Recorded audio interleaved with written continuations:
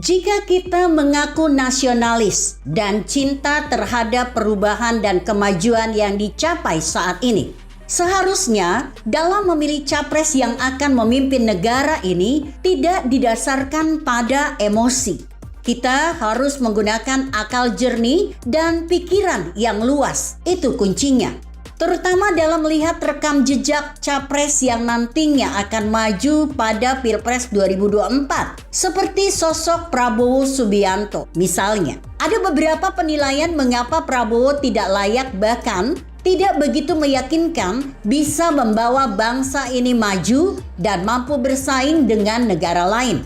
Pertama, kita tahu Prabowo berasal dari keluarga cendana. Dia juga anak dari Sumitro Joyo Hadikusumo. Dua sosok inilah yang paling punya peran besar atas masuknya asing secara besar-besaran di Indonesia. Terutama yang membuat kita tidak bisa berdaya secara ekonomi selama puluhan tahun.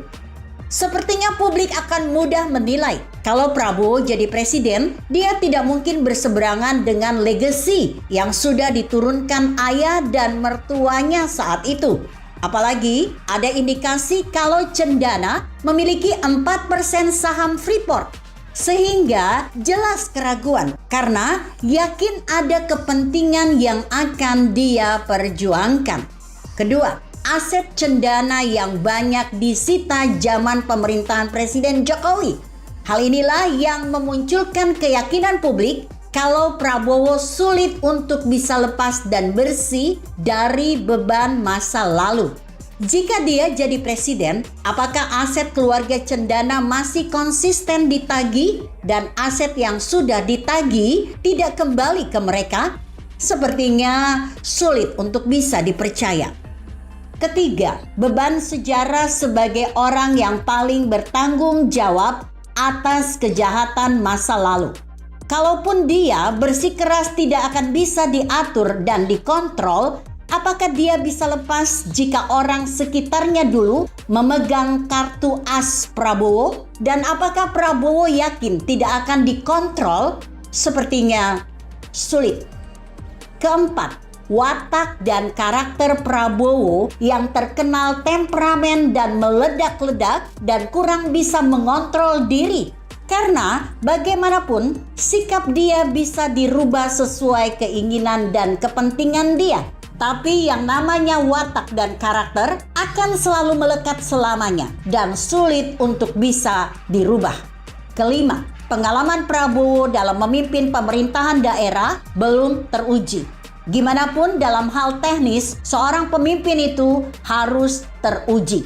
Bisa memberikan solusi dan terobosan saat negara dalam keadaan krisis atau situasi genting.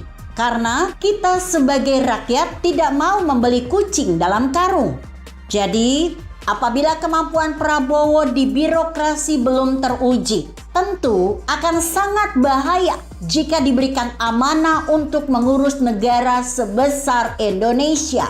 Dia belum pernah mengurus soal inflasi, defisit, bahkan saat situasi negara dalam keadaan krisis pun. Keputusan penting apa yang diambil, dia belum pernah membuktikan.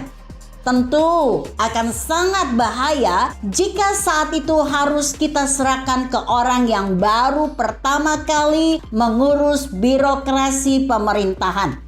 Jika ada yang mengklaim Prabowo adalah seorang nasionalis dan patriotik sejati, itu pun belum pasti. Karena klaim itu belum cukup sebagai modal dikatakan layak sebagai presiden. Apalagi jika melihat proyek food estate tanaman singkong yang gagal digarap Prabowo. Bayangkan saja, baru disuruh Presiden Jokowi ngurusin singkong saja gagal. Terus gimana mau ngurus negara? Tentu ini terlalu berbahaya. Keenam, usia Prabowo yang tidak produktif lagi untuk bekerja secara konsisten dan cepat. Presiden Jokowi meskipun dibilang kerempeng, namun beliau terkenal memiliki fisik yang kuat. Dalam satu hari saja, beliau bisa berkunjung ke 2 atau bahkan 3 lokasi berbeda. Dan jika itu terjadi pada seorang Prabowo, maka tentu akan sulit untuk mengikuti ritme yang dilakukan Presiden Jokowi.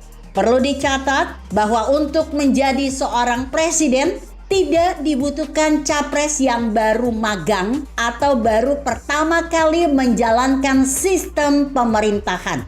Karena terlalu besar harga yang harus dibayar dan waktu yang dikorbankan apabila sampai itu yang terjadi.